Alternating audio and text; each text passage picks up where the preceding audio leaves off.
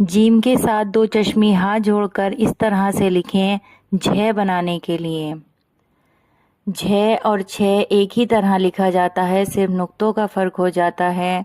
चे के साथ दो चश्मी हाथ जोड़ने से छ बन जाता है और जीम के साथ दो चश्मी हाथ जोड़ने से झ बन जाता है।